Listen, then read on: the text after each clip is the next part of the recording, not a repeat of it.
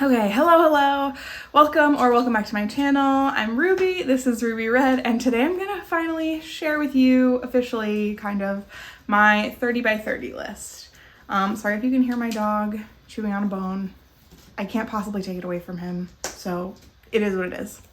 I have talked a little bit about this list, just like in passing, I think, in my TBR games. Every now and then I have to pull a book from the list as a challenge prompt for that game, so I have referenced it, but unless you have done like a deep dive on my Goodreads shelves, you will not have seen the full list. So my Goodreads will be linked down below if you do want to peruse my full shelves, but for now I'm just going to kind of talk you through the list, okay? And I'm gonna try to be as brief as I can because there's a lot of books. Origin story: when I was right about to turn 25, I decided to make this list of 30 books to read in the next 5 years, and I did, and I'm gonna be 27 in September, so I'm almost 2 years down with my time frame, and I'm not 2 years down with my books. Spoiler alert. The list has always been open to modifications, like I have reevaluated it a few times and taken off books that I'm no longer really interested in reading, because the point of the list was just to compile 30 different books that are books that I do honestly, earnestly want to read, but that I thought I needed like extra motivation to, a little extra push. So they're mostly intimidating books or like classics. So that's pretty much what's on the list, but then I would come back and reevaluate and say, you know what, actually I don't really care to read anything from this author or that author, and so I would remove the book and find something else to put on it. So it hasn't been static, but that's fine. I think that helps it to serve its purpose. So at the time of filming this, I've completed 7 of the books on this list. So I should have read like 11 or 12 by now. So I'm behind for sure, and there are some big books in this stack. I don't own a copy of all the books, but I do have a bunch of them, in the hopes that would make it easier for me to actually read them. So I kind of need to be reading like 7.5 books a year or something going forward to finish them. We'll just have to see, okay? If I don't finish them, like, it's not the end of the world, but I think I can, and I will.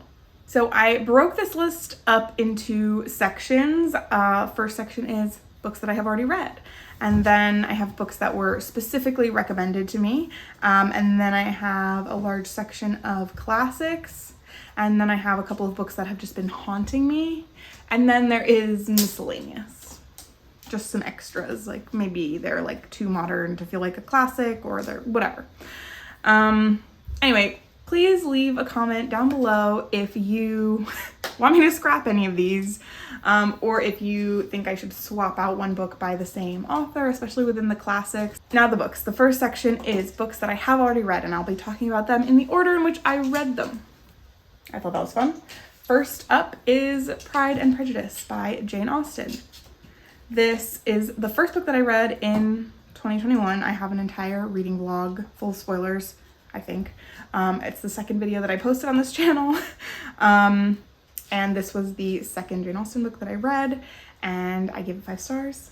I really loved it, and I put it on the list just because I thought that it was like, you know, it's just one of those things that like everybody should read, and because I had already read Emma by Jane Austen, I was genuinely interested in reading more, and so out of all of the Jane Austen books, which I have now read all of them, this was the first one to go on the list. It's the only one on the list, I'm pretty sure. So, Pride and Prejudice. Did I say it was 5 stars? It was. Okay, then the next book, book number 2, is Braiding Sweetgrass by Robin Wall Kimmerer.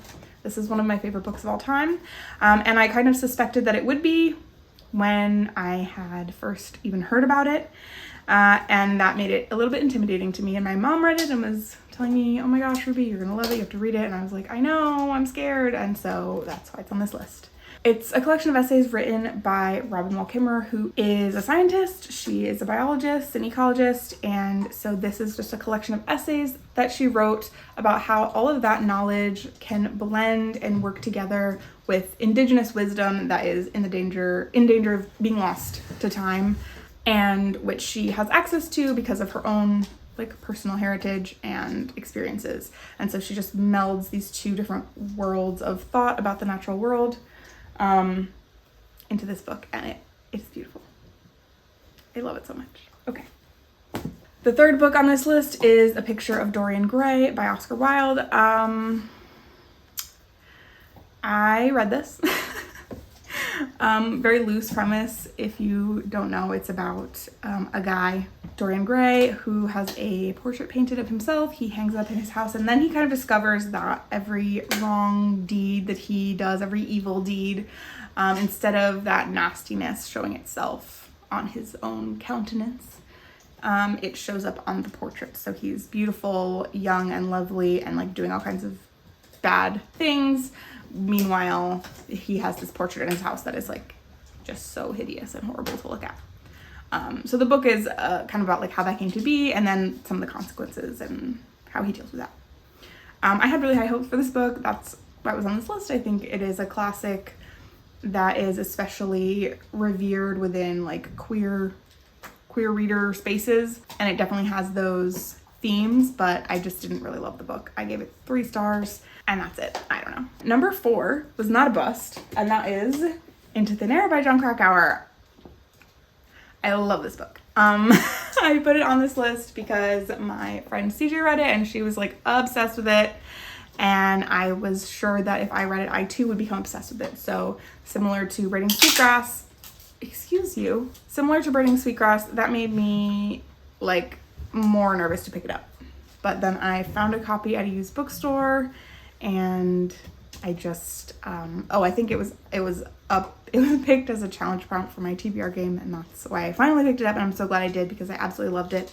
Jon Krakauer is a journalist, and this book is about a trip that he took with an expedition summiting Everest. So this is a deep dive into like some of the history of Everest and past expeditions, but also just like a nitty-gritty look at the harsh realities of not only the actual physical part of like climbing to the summit, but also the like egos involved and the different governing bodies and the different like financial interests that people have. It was very fascinating.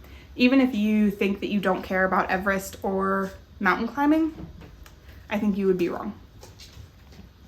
Fantastic book. Okay, the 5th book that I read for this list is Silent Spring by Rachel Carson. This is another classic, a modern classic, I suppose. And it is a book in which Rachel Carson, it's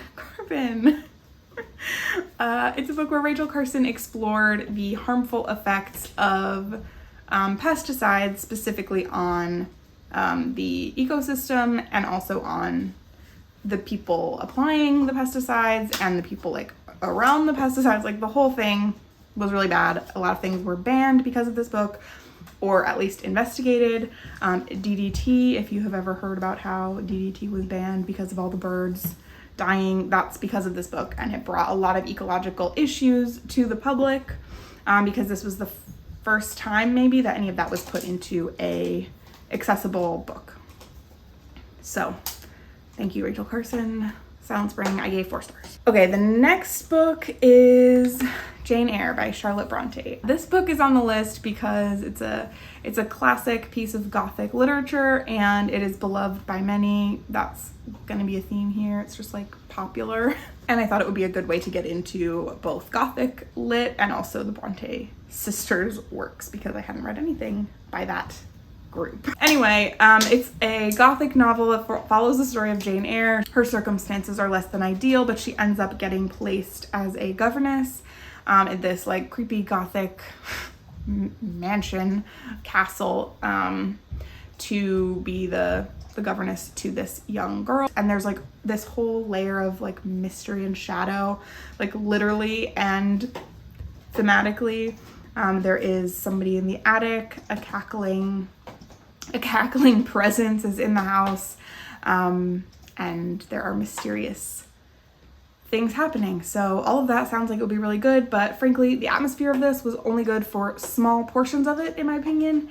I didn't like feel a consistent Gothic vibe, and I just like every man in this book was the worst, like just the worst. So that's always frustrating. Anyway, I said way too much about that book. 3 stars. Let's move on to the 7th book on my 30 by 30 list. the last book that I have read so far are Prison's Obsolete by Angela Davis. I read this very recently and I talked about it in my new wrap-up series that I'm doing, so maybe I'll remember to put that in the cards. This book is more like a collection of essays maybe.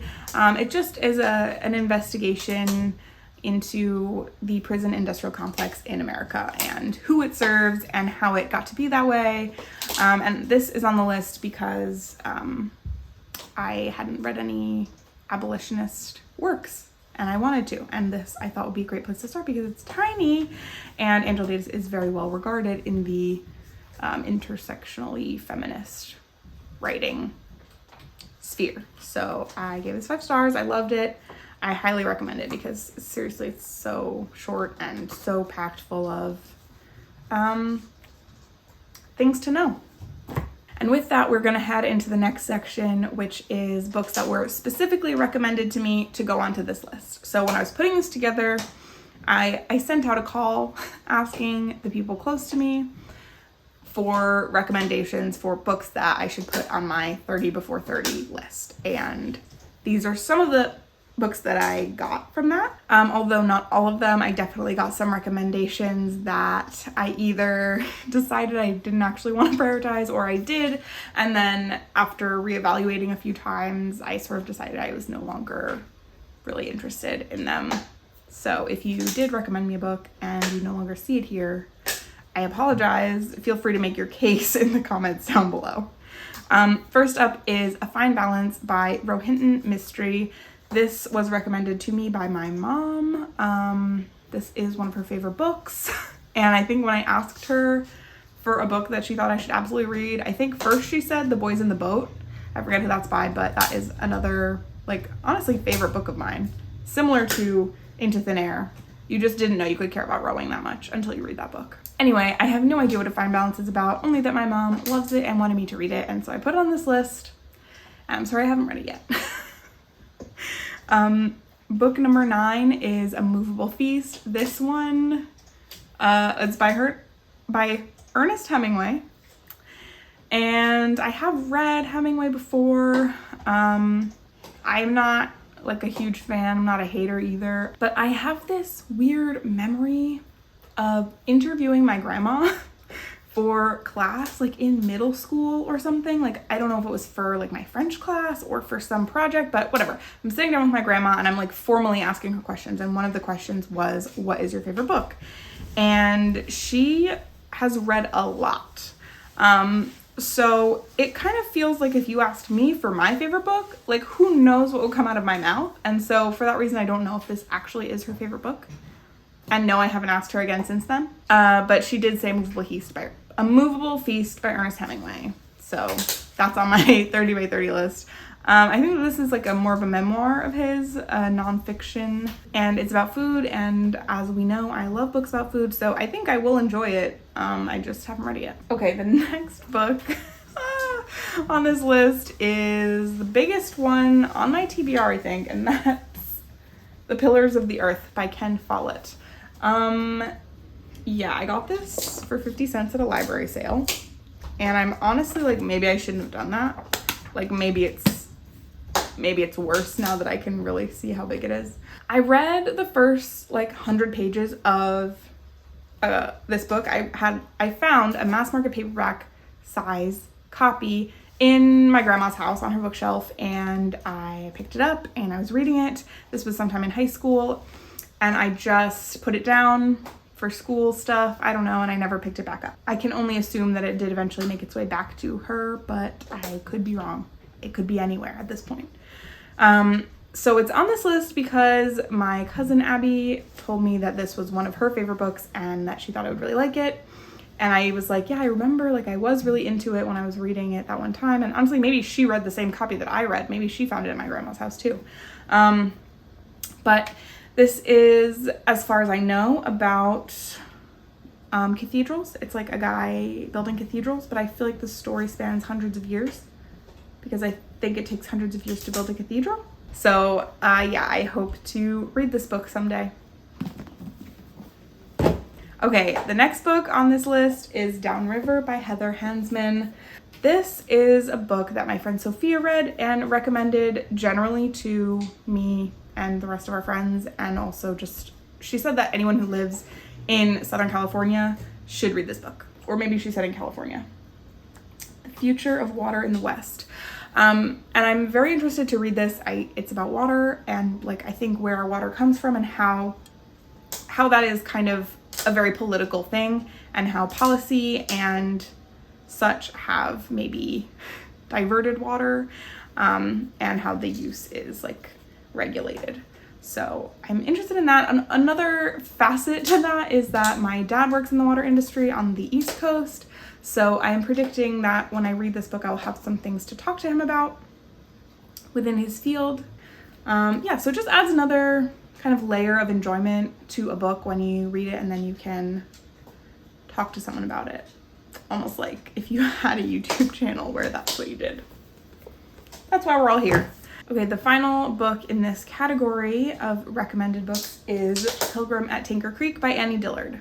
This is another book that was recommended to me specifically by my friend Sophia. She read this and she said, Ruby, I think you'll really like this. So it wasn't specifically recommended for this list, but just like in general. And I just thought, you know, I do love nature writing books, which is what this is. I don't really know more than that, and I don't really want to. But I also am slow to pick them up, obviously, because I still haven't read this. But I do have a copy. I got this one also at a used bookstore. Oh, no, I got it on Thrift Books. Wow, look at that. Because I just feel like nature writing is something that I like to engage with in nature. So like I feel like I want to be reading this like outside. I read parts of Braiding Sweetgrass in the desert on a camping trip. Like, but you could do that with an ebook easily. But whatever, I have this. And I can't wait to read it. Thank you. Now we're going to move into our third subsection, which is classics. And I have arranged these in a rough publication order. I didn't try too hard to figure out exactly when all these were truly originally written. So if some of these feel out of order to you, sorry. The first book, this is book number 13 on my 30 by 30, is Wuthering Heights by Emily Bronte. I am just chuckling because in my notes it says Withering Heights. And I wonder if that's true. This is a classic, and it's one that I know almost nothing about except that it's like toxic romance, and I know about it mostly from Twilight and also that Kate Bush song and music video. I'm gonna try to link that in the cards too if you have not seen the Wuthering Heights Kate Bush music video. Gold. Anyway, this is just a classic that I wanted to read, and so here it is. That's all I can say. And that's going to be a running theme because book 14 is The Portrait of a Lady by Henry James. I don't know what that book is about. I don't really even know anything about Henry James. I at one point did, but I think I do still want to read some Henry James. So if you think that there's like a different place to start than The Portrait of a Lady, I'm pretty sure that that's an enormous book. Let me know. I'm happy to swap things out as you see fit. Book 15 is Tess of the D'Urbervilles by Thomas Hardy. This I do think is a particular favorite of one of my friends, so that's probably why that is the Thomas Hardy book that made the list. But I do not know what it's about, like, at all. So can't wait to find out. The 16th book on this list is House of Mirth by Edith Wharton, and I also think that a friend of mine really liked this book, and maybe that's why it's here. Now, I did read Edith Wharton before. I read Ethan Frome in high school, and I absolutely hated it, but I was 15, so I feel like I hated almost everything, and I'm definitely willing to give Edith another go. And so I will, at some point. Okay, now we're gonna get into like a tricky section. It's not that tricky, but I have added more than one book by authors at this point. So Virginia Woolf, book number 17 is Mrs. Dalloway, and book 18 is To the Lighthouse, which my friend Aubrey gave to me. And I do want to read both of those books, but I also want to read A Room of One's Own. I have read Virginia Woolf before. I read Orlando and I really liked it, but I read about half, maybe less than half, of Mrs. Dalloway when my book club was reading it, and I just was not in the right headspace to be reading a book that is so winding, so stream of consciousness. So I just didn't finish it. So that's why Mrs. Dalloway specifically is on here, because I think I swapped out A Room of One's Own. The point is just that I want to read more Virginia Woolf, and so to me it doesn't necessarily matter which of her books are on the list. Anything here to like give me a jump start, you know? So To the Lighthouse, I know that this book also takes place in just one day, and I want to read it. But this is also where there's wiggle room. That's books, what, 17 and 18. Okay, book 19 is East of Eden by John Steinbeck. Now I have read actually a lot of Steinbeck, comparatively. I've read Grapes of Wrath, I read Cannery Row, I read The Pearl, I read Of Mice and Men. That's it, but that's a bunch. So I liked almost all of those, and I think East of Eden will kind of be like, it'll be kind of like Grapes of Wrath, but I could be wrong. I do not know the plot of this book at all. I'm only inferring based on the title that it might be kind of biblical in inspiration. That's all I got. But yeah, I love Steinbeck. Oh, and this is being adapted. So this is a book that I added to the list recently because I saw it was being adapted and I want to read it before it gets adapted. Then book 20 is Giovanni's Room by James Baldwin. I have not read anything by James Baldwin and I really want to. That's why it's on this list. And I don't know specifically why I picked Giovanni's Room out of all of his books. So if you think you can give me a better idea of where to start, I would really appreciate it. But yeah, I am dying to read one at least and see how we go from there. I did see the movie If Beale Street Could Talk without reading the book. So just take that into consideration, I guess. Now, book 21 is a book, 100 Years of Solitude by Gabriel Garcia Marquez. I am currently reading this book. Okay, I'm reading it, but I haven't finished it yet. And this is another case of, the next book is Love in the Time of Cholera. Now this I found in a free little library. And this, I think I found at a used bookstore for 50 cents or a library sale or something. So this is another case where I have two books by the same author and I put them both on here because I wanted to read something by him, but I didn't know where to start. And so I just threw the two really popular ones on because I couldn't really figure out which one I wanted to read more. And I was like, we'll just figure it out. Well, we figured it out. I'm reading this one because it was picked for me by my TBR game. And this one I'm looking forward to reading already. I haven't even finished this book and I already am like a fan. So this is another space where I could put a new book in. This is a family saga, generational family epic, maybe 100 Years of Solitude. So it follows a family through 100 Years of Solitude. Oh my God. Yeah, the Buendia's family and all of the many children that they are having and how those children grow up and different adventures that they get into. There's a lot about civil wars going on, at least at the beginning, and there is a delightful amount of magical realism within this book. I'm really enjoying it.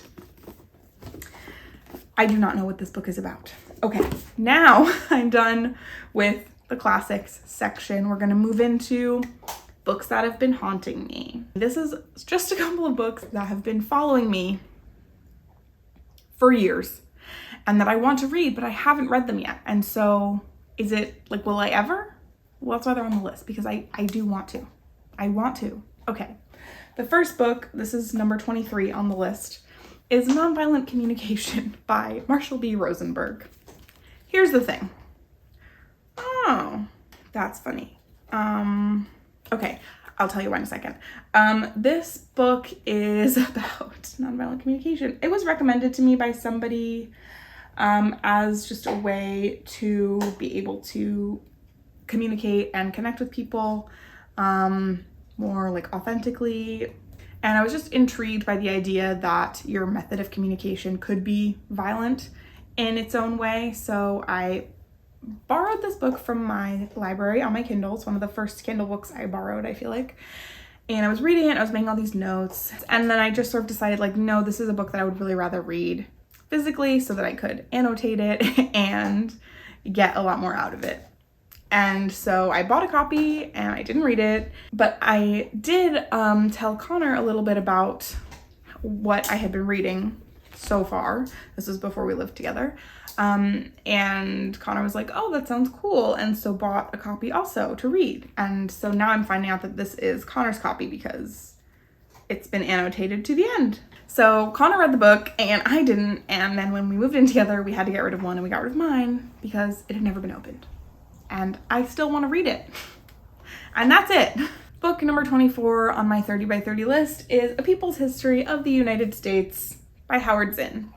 This book I bought because I had a professor in college highly recommend it to the class, and I was in. I bought it. I wanted to read it. I started this book probably 3 times. I think this bookmark in here is on page 250, so I made it pretty far the last time I was reading it.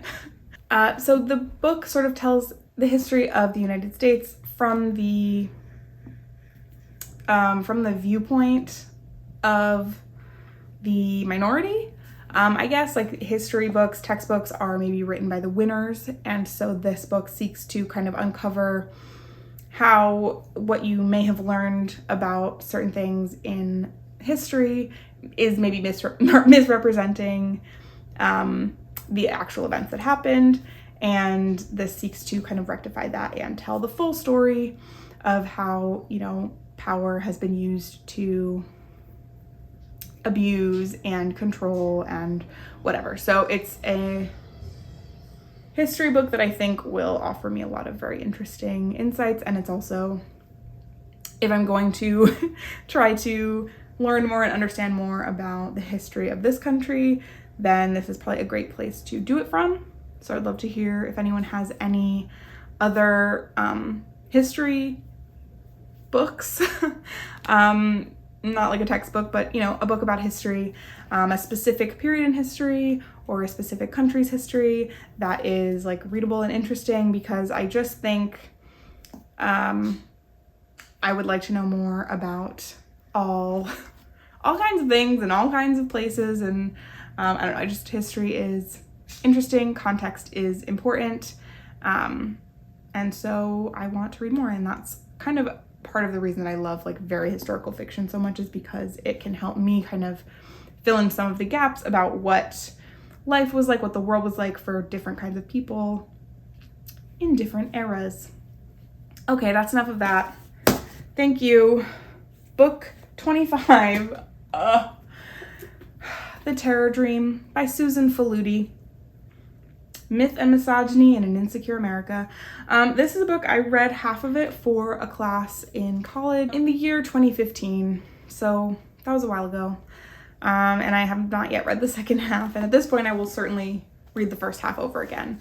But basically this book, Susan Faludi is a journalist, and this is sort of her like exploration and explanation of what happened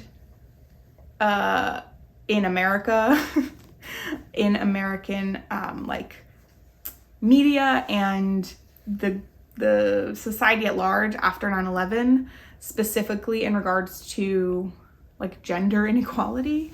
From what I remember, there's a lot of discussion of how, like, you know, our country was attacked and so we have to stand up, and that bred this deeply like macho value system that of course is what our country is like founded on, but it came back like full force and set feminism back like 50 years or something. So that's the vibe. I'm oversimplifying because I don't really remember the deets, but I would like to. So I do really want to read this book, but I've been putting it off, obviously, because it's going to be very upsetting. Thank you. Okay, the last book in this category before we move on to our final miscellaneous category is My First Summer in the Sierra by John Muir. This is just another piece of nature writing. I have it on my Kindle. I've owned it for years. I don't remember why I bought it, on Kindle, but I did, and I really want to read it. I've read some of it, and I did like the writing, and especially because it takes place in the West, in the western part of America, at least, in the Sierra Nevada. So I want to read that, and I want to appreciate it while I'm like kind of in the vicinity to like get the whole vibe, you know? So that's on the list. That's all I can say. I don't remember why this book specifically was like a piece of California nature writing that I wanted, but I have it. Now we're getting into my final category, miscellaneous. These books just didn't really fit anywhere else. So, first of all, I'm not going to say a lot about it. A Little Life by Hanya Yanagihara. This is like the saddest book in the world, according to some. It swept the internet by storm, as far as I can tell. But I want to read it. I think it's going to deeply affect me, and I like that. And I did find it at a used bookstore. So yeah, I do really want to read this, but of course, not only the topic, but the size of the book is intimidating, but I just really feel like I'm gonna love it. So that's on there, because if it's not, like, will I really read it? But I want to, you know? Okay, book 28 is That Wild Country by Mark Kenyon. I do not remember who told me about this book, why it's on this list. Like, maybe it was an accident, but every time I'm filtering my list again, like I'm like, what is that again? And I look at it and I'm like, yeah, you know, I do really want to read that. It's about like public lands in America, and I want to read it. That's all you're gonna get from me on that one.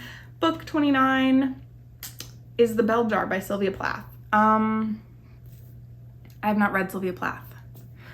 I want to. I think I actually lied about having read this book. Like when I was in college, I feel like everyone around me had read it. It was like one of my roommates, it was like her favorite book. Just like everyone was talking about it and was like, oh my God, Sylvia Plath, yes. And I was like, just going along with it. And I think I did like literally say, oh yeah, I did read that. But I absolutely did not. So I would like to rectify that. And then the final book on this list, the 30th book on my 30 by 30, finally, is The Virgin Suicides by Jeffrey Eugenides. This is, the premise of this book, like, makes me feel bad, but I have loved Middlesex, is one of my favorite books of all time, and I also really love The Marriage Plot by Jeffrey Eugenides, so I do want to read this book, which is like, I think it's definitely more popular than The Marriage Plot. I don't know if it's more popular than Middlesex, but I've never seen the movie. So all I know is that it's about, I think, 4 girls in this neighborhood who all commit suicide, and it's told from the perspective of some of the neighborhood boys who potentially like had a crush on them. I don't know.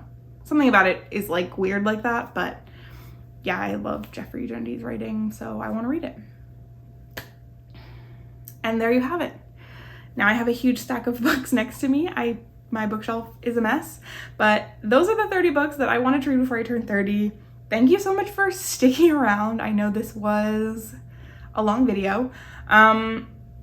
I would love to hear if you have a list like this, what kind of books are on your list, or again, please leave some suggestions if you have any for ways that this list could be altered.